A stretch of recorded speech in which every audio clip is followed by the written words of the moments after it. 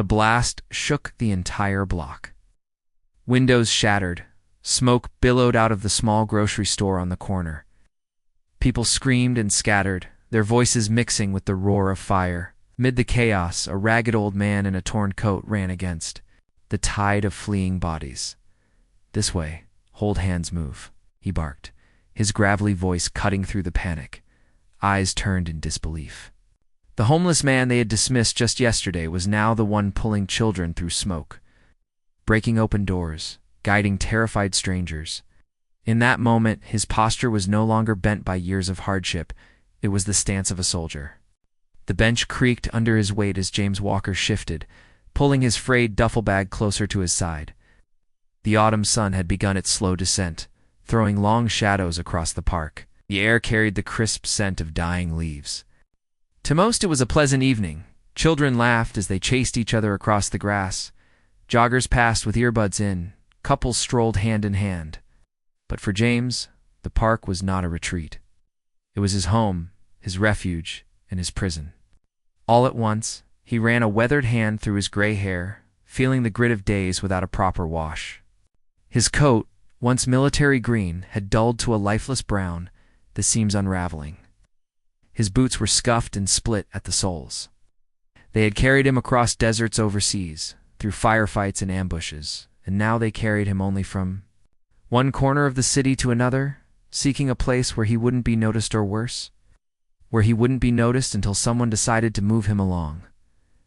The park bench was not much, but it gave him something solid, something predictable. He knew the rhythm of the park. The children left when the sun dipped. The joggers dwindled as the streetlights flickered on, and by midnight only, the restless remained. He had mapped it all in his mind, just as he used to map city blocks in a rack, marking blind corners and sniper nests. Old habits never died. Still, despite the comfort of routine, he knew his presence was unwanted. A businessman in a pressed suit glanced at him with irritation before quickly looking away. A young mother tightened her grip on her daughter's hand as they passed by, her smile faltering as her eyes darted toward James's ragged coat. He caught it all. He always did. Years of training had honed his awareness, and no amount of time or hardship could dull it. The park's security guard approached around dusk. He was young, no more than 25, with a radio clipped to his belt and a plastic badge pinned neatly to his chest. He cleared his throat as he stopped in front of the bench. "Sir, you can't stay here all night. You know the rules." James looked up, his blue-gray eyes tired but not confrontational. "Just a little longer," he muttered. The guard shifted, uncomfortably. He wasn't cruel, just doing his job, and James respected that. After all, hadn't he once enforced rules himself in far harsher ways? He remembered checkpoints in dusty towns, stopping cars with nervous families inside, searching for weapons that might or might not be there. Authority had been necessary then. Here it felt hollow. "You know I'll have to come back," the guard said finally. James gave a faint nod, gathering his bag as if to signal compliance. The guard walked on, relieved. James remained seated, though staring at the horizon, where the last light bled away into orange and purple. He would move. When he had to. Not before. The duffel bag sat heavy against his leg. Inside were the only things he had left of value: a small notebook with faded pages, a worn photograph of a younger James in uniform with his unit faces now blurred not by time, by smoke and memory, and 3 medals tucked into a pocket. He rarely looked at them, but he couldn't bring himself to throw them away either.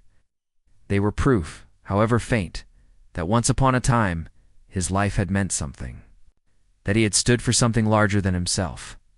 Now, the world saw only what was on the surface: an old man in a dirty coat, muttering to himself when the nights grew long, scavenging food when hunger clawed too sharply.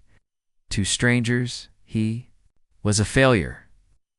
To James, he was a man haunted by promises he couldn't keep. He leaned back against the bench, closing his eyes, and the sounds of the park dissolved into other sounds: gunfire, shouting, the rattle of a Humvee engine. He remembered the desert heat pressing down like a hand trying to smother him. He remembered carrying Sergeant Miller on his back, blood dripping down his arm, running as explosions thundered behind him. Miller had lived. Others hadn't. James, jolted awake, heart racing, basketball bounced nearby, teenagers laughing as they passed it back and forth. For a moment, he had been back in Iraq, but reality snapped back, cold and indifferent. He rubbed his face with trembling hands and told himself to breathe. Just breathe. As night fell, the park emptied. James stayed put, pulling his coat tighter, listening to the wind rustle through the trees. The streetlights hummed overhead, and the city beyond the park glowed with neon and headlights. He wondered if anyone in those towers of glass and steel ever thought of men like him, men who had once been useful, then discarded. A young couple walked past, arm in arm. The woman glanced at James, then whispered something to her partner. They both chuckled softly. James pretended not to notice, but his chest tightened. He had long ago stopped expecting kindness. What surprised him, even after years on the streets, is how quickly people dismissed a man's worth based solely on his appearance. He thought of his daughter. She hadn't spoken to him in years, not since the divorce and the drinking and the spiral that had dragged him down. He wondered if she was safe, if she was happy, if she thought of him at all. He couldn't blame her if she didn't. He had failed her, just as he had failed to many others. The cold deepened as the hours passed. James wrapped his arms around himself, trying to ignore the gnawing hunger in his stomach. It drifted in, and out of uneasy sleep, each noise jarring him awake. A siren wailed in the distance. A dog barked. Somewhere a bottle shattered. The city never truly slept, and neither did he. But even in exhaustion, his instincts never left him. Ow, went a car. Backfired nearby, he ducked instinctively, heart hammering as though bullets had once again sliced the night. It took minutes for him to calm down, for him to remember where he was. This was his life now. A battlefield without soldiers, a war without purpose. By dawn, the park was stirring again. Joggers returned, birds sang, and the city yawned awake. James stretched stiffly, his joints aching, and rubbed his eyes. Another day had come, indistinguishable from the last. He pulled out his notebook and scribbled a few words, though the ink barely showed any more. Still here, still breathing. Don't know why. He closed the notebook and shoved it back into his bag. The world had no use for his words, but he wrote them anyway. It was the only proof he had left that he still existed, as the morning sun rose higher. James stood, slinging his duffel bag over his shoulder. His gaze drifted toward the row of shops on Pine Street. He didn't know why, but his feet began carrying him that way, as though some unseen hand were guiding him.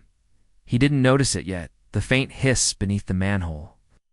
The smell carried lightly on the wind, but he would soon. James left the park slowly, his duffel bag heavy against his shoulder. The early morning light painted everything in muted gold, yet the brightness only sharpened his sense of distance from the world around him. Mothers pushed strollers along. The sidewalks, office workers clutched coffee cups and briefcases. Students laughed as they rushed to catch buses. The hum of life was everywhere, and James walked through it as though he were invisible. To most, he was at a street corner. He paused as traffic roared past, the scent of exhaust mixing with the faint tang of hot asphalt.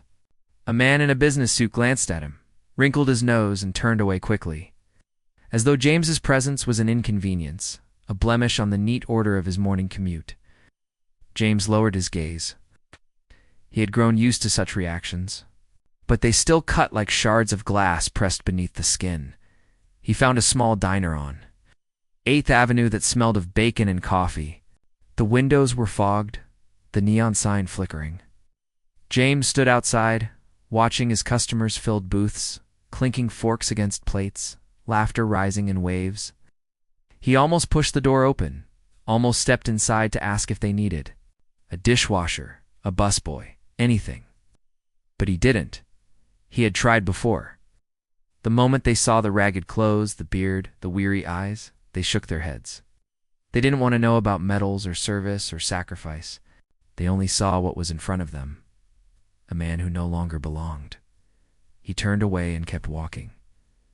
That afternoon, he found himself by the waterfront, staring at the slow churn of the river. He sat on a wooden bench, worn smooth by countless others, and pulled his notebook from his bag.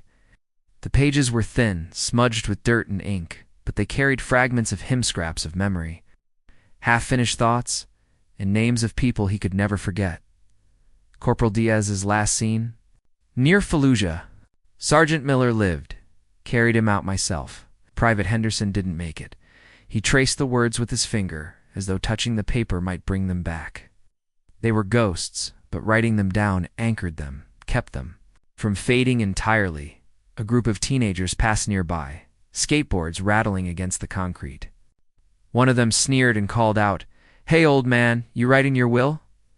The others laughed, their voices loud and sharp. James didn't respond. He had learned silence was his best shield. He closed the notebook and slid it back into his bag, yet silence carried its own weight.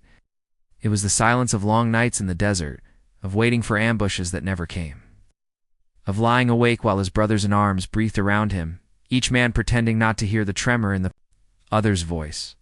Now, in the city, that same silence pressed harder, because it wasn't shared. It was only his. When evening came, James wandered to a shelter on the east side. The building was cramped, its brick walls covered in peeling paint. The smell of sweat and unwashed clothes thick in the air. He hesitated at the doorway, the sound of arguing drifting out to him, two men fighting over a blanket. Voices slurred by drink. He turned away. Shelters had rules, noise, and too many reminders of things he wanted to forget. In there, he felt cornered, stripped of even the small dignity he had left. Outside, at least, the sky was open. The stars, when visible, reminded him of nights on deployment, lying on his back while the world held its breath between firefights. So, he returned to the park, choosing once again the company of silence. That night, as he tried to sleep on the bench, memories came uninvited. He was back in Iraq, the heat, a physical weight, pressing down on his body. The convoy had stalled after. An IED destroyed the lead vehicle. Smoke filled the air, thick and choking. James had run through it, ignoring the ringing in his ears, ignoring the shouts. His only focus on pulling men out of twisted metal. He remembered the blood slick on his hands, the way Sergeant Miller's weight nearly dragged him to the ground. He remembered Miller promising, all of them, that he wouldn't leave anyone behind. And yet, when the dust cleared, not everyone was accounted for. James jerked awake, his breath ragged, sweat chilling his skin. Ow. The park around him was quiet, save for the rustle of leaves and the distant honk of a car horn. He wiped his face with trembling hands, ashamed at how the past still owned him. By morning, he forced himself to walk again. He had no destination, only a need to keep moving. Standing still meant thinking, and thinking meant remembering. His steps carried him past rows of brick storefronts, the scent of bagels and fresh bread drifting from bakeries. Hunger gnawed at him, but he kept his pace steady. It was then he noticed it at first. It was just a faint, smell-sharp chemical, familiar, in a way that made his skin prickle. He slowed, nostrils flaring, his eyes scanning the ground. Near a manhole cover, he heard a faint hiss, almost lost beneath the noise of traffic. Gas. The word rose unbidden in his mind, carrying with it the memory of a blown pipeline near Mosul. When half a squad nearly suffocated before anyone realized what had happened, James stiffened, glancing around. People bustled past without a car, mothers pushing strollers, a deliverman unloading crates, a shopkeeper sweeping his doorstep. None of them noticed. None of them would. He opened his mouth, ready to call out. The words caught in his throat. What would they think? That the old homeless man had gone mad? That he smelled things no one else could? He swallowed, the unease settling like a stone in his gut, shook his head, forced his feet to move, and walked on, but he couldn't shake. The hiss, the smell, the prickle of instinct.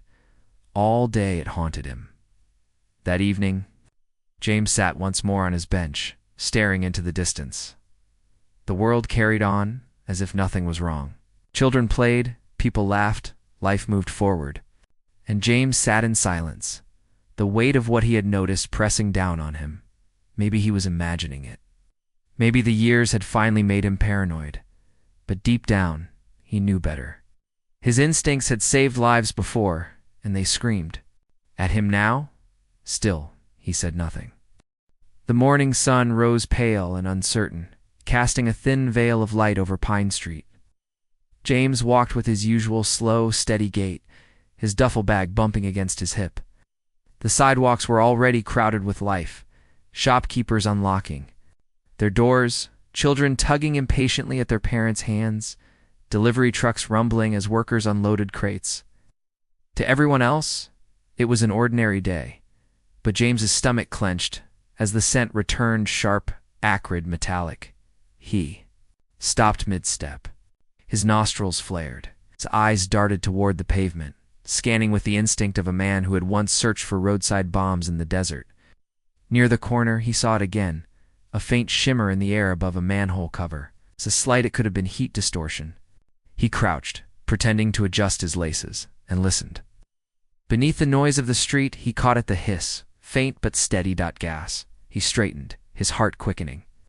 The odor was stronger today, unmistakable to anyone who had ever lived through a blast zone. In Iraq, one whiff had meant danger. Gas lines ruptured by mortar shells, fuel tanks punctured by shrapnel. His memory conjured flames rolling across streets, men screaming as fire clung to their clothes. James pressed a hand to his temple. That was overseas. This was Pine Street. People didn't expect explosions here.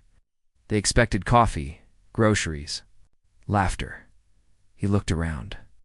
No one else seemed to notice. A woman chatted on her phone, laughing at something unheard. A boy licked ice cream, oblivious. Shop owner swept dust from his doorway. James's throat tightened. He should say something. He knew he should. But then came the doubt. He imagined walking into the grocery store and telling the clerk, "There's a leak out front. Call it in. Shut off your gas line." The man would look him up and down the ragged coat, the scruffy beard, the worn boots, and dismiss him, maybe laugh. Maybe call the police, like others had when he lingered too long near their doors. Who listens to a homeless man warning of danger? The thought stung, because it was true.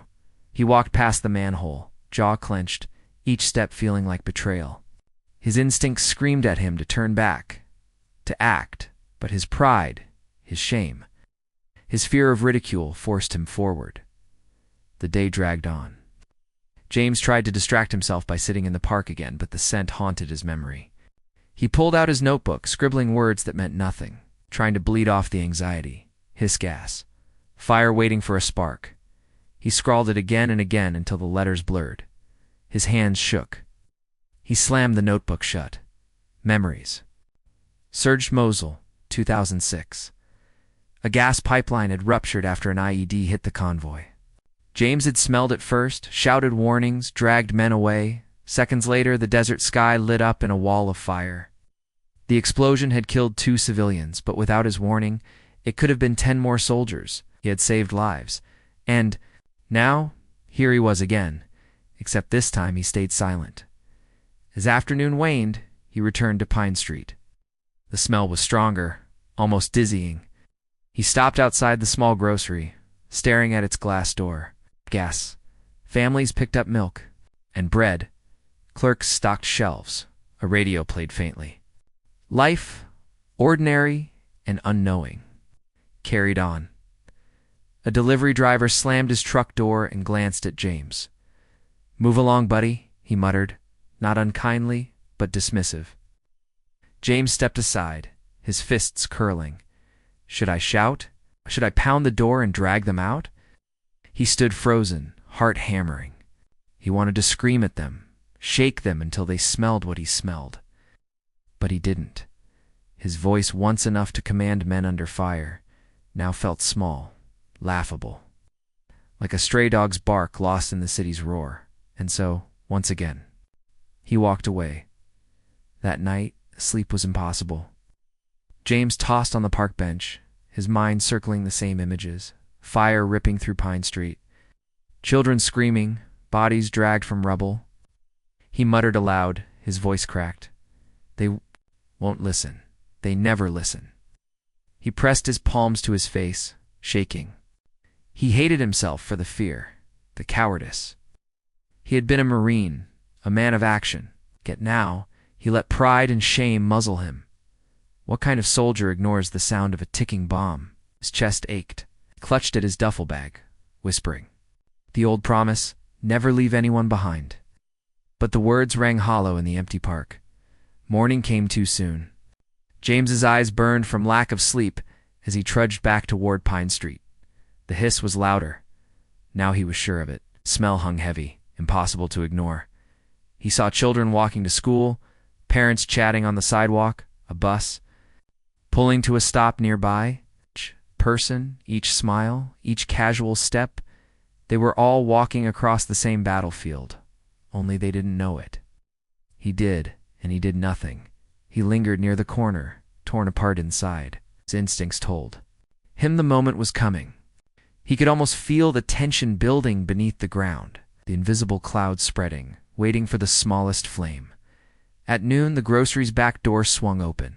An employee wheeled out trash, lit a cigarette, and struck a lighter. The spark hissed to life. James's eyes widened. His breath caught. No. The world exploded. The world split apart in fire. 1 second. James saw the grocery store employee flick his lighter, the small blue flame licking upward in casual defiance. The next, a roar ripped through the street. A shockwave that flattened the man where he stood and hurled glass and wood into the air. The ground shook beneath James's boots. Windows exploded outward. The corner of Pine Street became a furnace. Heat slammed into him, staggering him backward. A wall of flame shot skyward, curling black smoke into the clear blue of noon. People screamed. Car alarms blared. The world tilted into chaos. James's ears rang, the concussion of the blast muffling sound, but his body reacted before his mind caught up. His knees bent, his arms shielded his head, and then he was moving instinctively. Automatically, like the soldier he once was.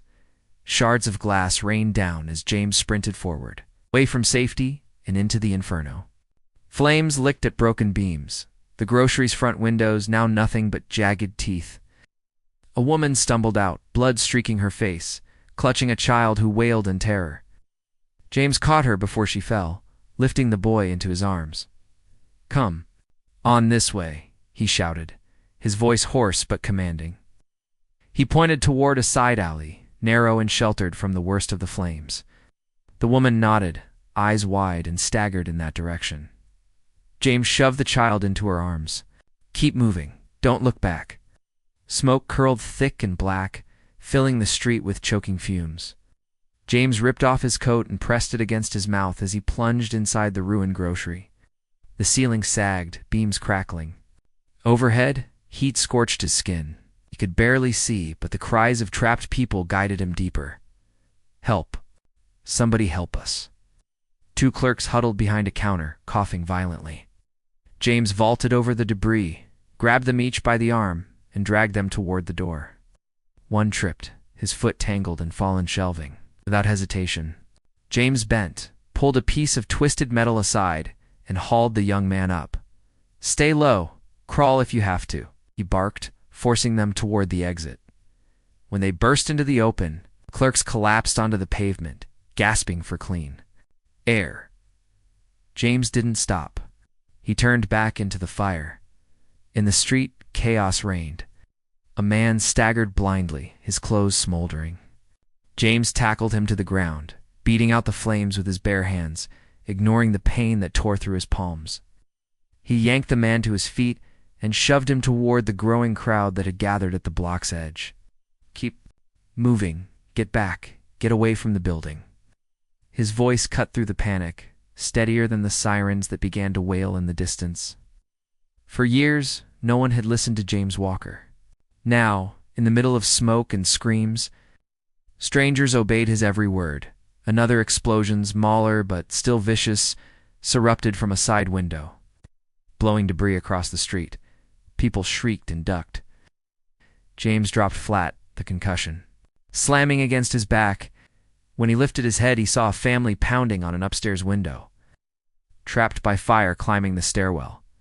Without thinking, James darted into the hardware store 2 doors down, grabbed a ladder lying in the chaos, and dragged it across the street. He slammed it against the wall beneath the window. "Come on, climb," he shouted. The father hoisted a little girl onto the ledge, guiding her onto the ladder. James steadied it as she clambered down, coughing and crying. One by one, the family descended, the last being the mother, her hair singed, her eyes streaming from smoke. When she reached the ground, she collapsed against James, sobbing, "Thank you, oh God, thank you." James only nodded, already turning back. The crowd grew as more people stumbled out of the danger zone, but the air was thick with panic. Some shouted for loved ones. Others screamed without words. James strode among them, his presence cutting through the fear. "Back to the park," he ordered, pointing. "Keep the street clear for emergency crews." A group of teenagers froze, staring at him.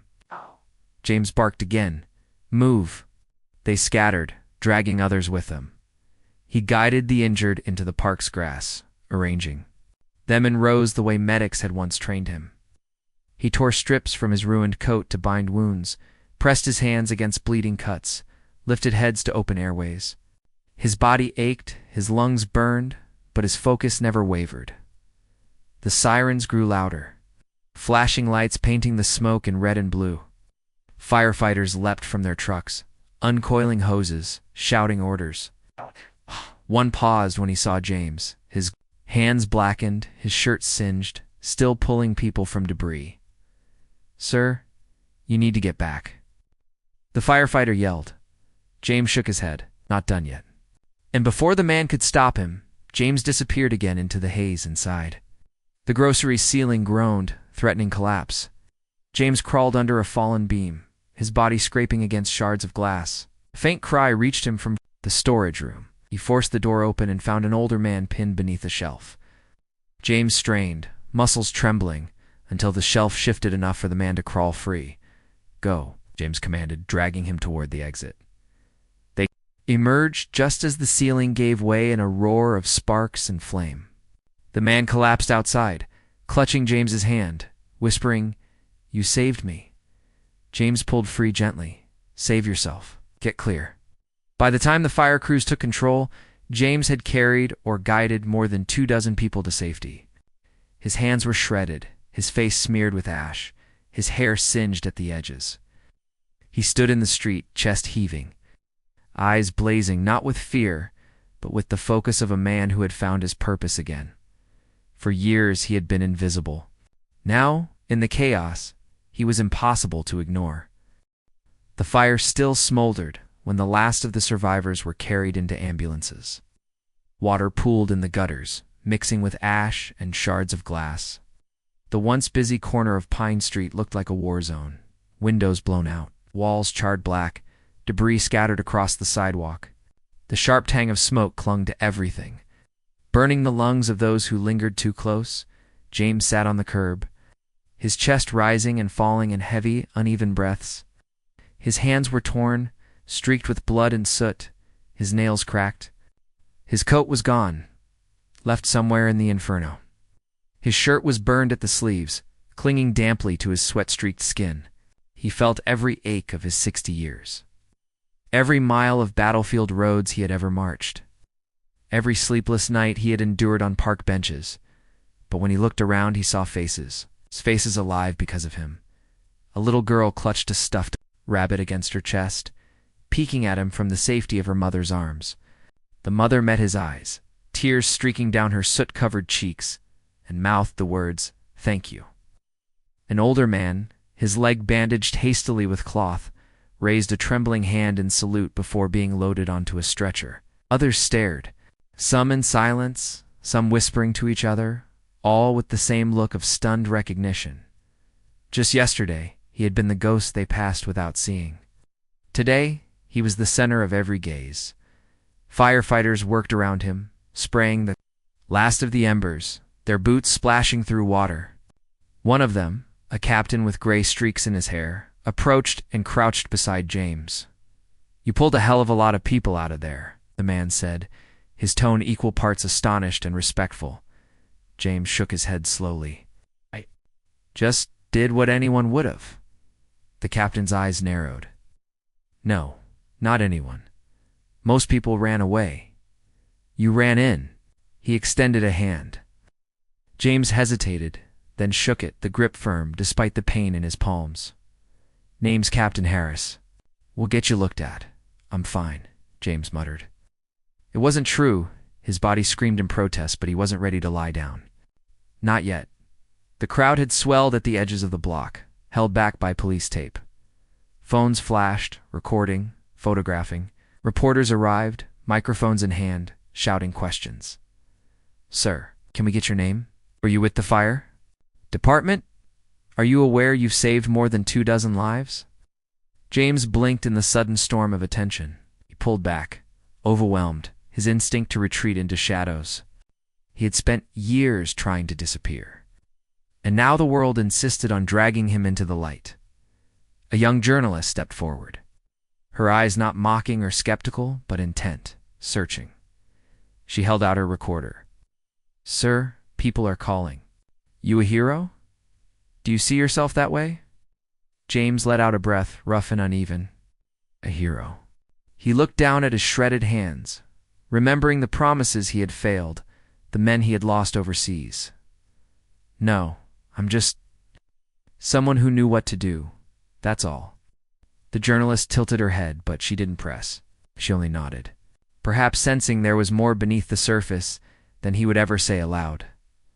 Later that evening, after the fires were finally under control, James wandered back toward the park.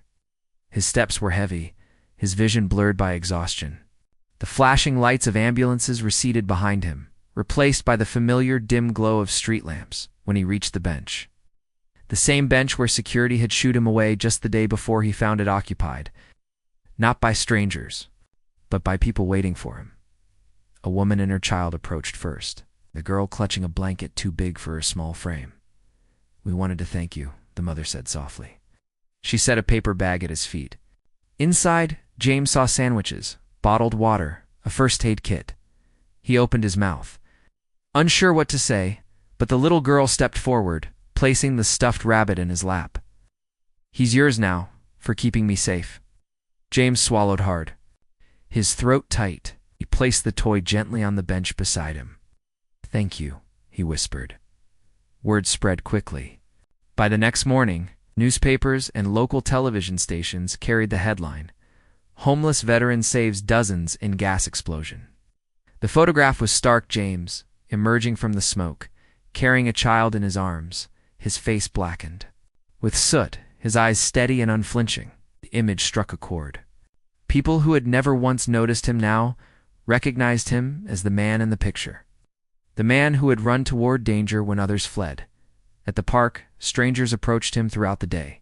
Some brought food, others blankets. A group of high school students raised money to put him in a motel for the week. One man who had walked past James daily without acknowledgement stopped and pressed a folded $20 bill into his hand. I misjudged you, he said quietly. Sorry. James tried to refuse the money, but the man walked away before he could return it. But recognition brought discomfort too. He sat on his bench, the rabbit at his side, staring at the ground as voices buzzed around him. Everyone called him a hero. Yet he could not escape the weight pressing down inside. He had saved people, yes, but wasn't that what he was supposed to do? And what about the men he hadn't saved years ago? Did today erase those failures? Did it absolve him of the ghosts that still visited him at night? The medals in his duffel bag felt heavier than ever, not as proof of honor, but as reminders of debts unpaid. A boy approached shyly, holding out a sketchbook. Inside was a charcoal drawing of James standing amid smoke, a child in his arms, flames. Behind him, the boy's eyes shone with awe. You're the bravest person I've ever seen. James managed a faint smile, but his heart clenched. If only the boy knew the truth, that he wasn't brave.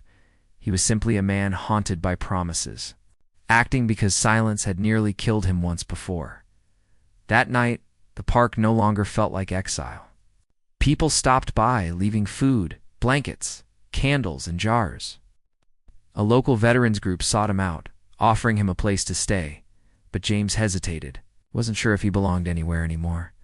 He leaned back on the bench, the stuffed rabbit still at his side, and looked up at the stars. For the first time in years, he didn't feel invisible. Out.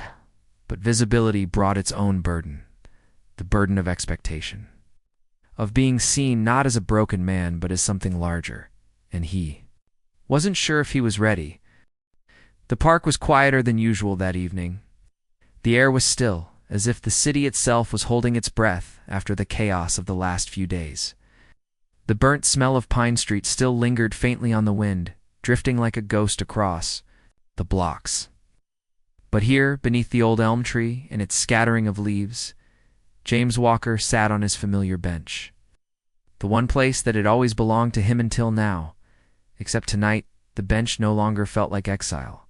He leaned back, his hands still bandaged, his body sore with the weight of exhaustion. On the wood beside him sat the little stuffed rabbit, its fur slightly singed at the ear, but still intact, still smiling. He hadn't returned it. He couldn't. It felt less like a gift for a child and more like a reminder that he had given something back, something he hadn't believed himself capable of anymore. Over the past 2 days, people had come in waves. Strangers with casseroles, sandwiches, thermoses of coffee.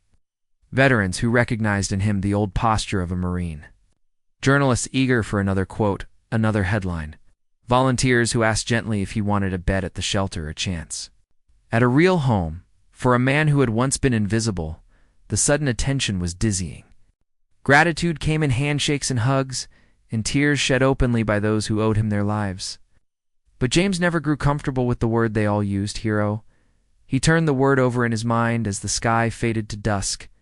Hero, to him, a hero, was the young corporal who had thrown himself over a roadside bomb, the medic who refused to leave a man behind even when bullets tore the ground around them.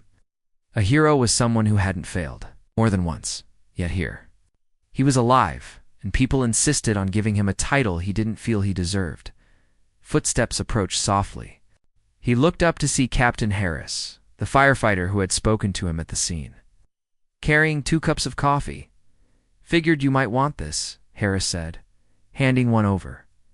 James accepted it silently.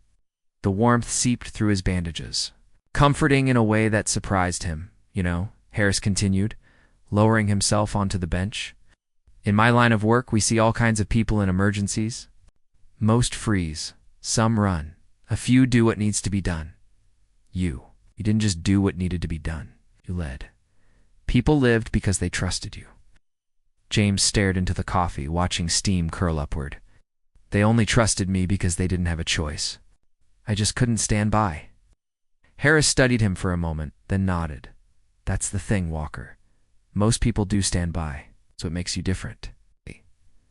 They sat in silence for a while, sipping coffee, watching as the park lights flickered on.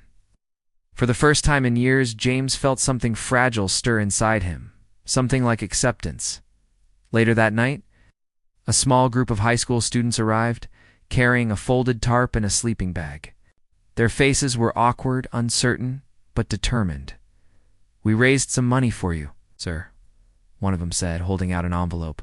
It's not much, but it might cover a motel for a bit. James shook his head gently. Keep it. Books or shoes. I've gotten by this long. But the kids insisted, pressing the envelope into his hand before running off into the night. James unfolded it and saw small bills, crumpled but real, and a note scrawled in messy handwriting. You matter. Don't forget that. His throat tightened. He folded the paper carefully, sliding it into his notebook. As days passed, the park bench filled with visitors. Its veterans came, some bringing stories, others just their presence. Families he had saved returned with meals, blankets, thank you cards drawn in bright crayons. A woman placed a framed picture on the bench, a photo of her family, smiling, alive. She whispered, "We owe this to you." Years James had carried only ghosts. Now the living gathered around him, and slowly, painfully, he began to believe that perhaps his life still held meaning. One afternoon, as he scribbled in his notebook, a woman approached. Her hair was streaked with silver, her face both familiar and strange. James froze, the pen slipping from his fingers. "Dad," she whispered. It was his daughter. He hadn't seen her in years, not since the divorce, not since his spiral into silence and streets. She hesitated, clutching her purse strap, eyes glistening. "I saw you on the news," she said softly. "I didn't know where you were. I didn't know if you were even alive." James swallowed, words choking in his throat. Finally, he rasped, I didn't want you to see me like this." She sat beside him, tears slipping down her cheeks. "I don't care about this," she said, gesturing to his worn clothes, the bench. "I care that you're here, that you're alive, that maybe we can start again." For the first time in years, James allowed himself to cry. His shoulders shook, his hands covered his face, but his daughter reached for him and didn't let go. That night, the bench felt different. The stuffed rabbit was still there, the notebook tucked safely in his bag, but James no longer felt alone. He watched his daughter walk away, promising to return tomorrow, and he whispered into the quiet, "Maybe I can come home." Above him, the stars flickered faintly. He leaned back, his body weary, but his spirit lighter. For the first time in years, the silence around him didn't feel suffocating. It felt peaceful. In the days that followed, James began to accept help. Not all at once, and not easily, but step by step. He spoke to veterans who offered housing, listened to counselors who understood the war inside his mind. He even agreed to see his daughter again, this time over coffee instead of in the park. The city would go on telling the story of the homeless veteran who saved dozens in the gas explosion. Headlines would fade, photographs would be archived, but for James, the change was permanent. Not in the fame, but in the simple truth he had been reminded of.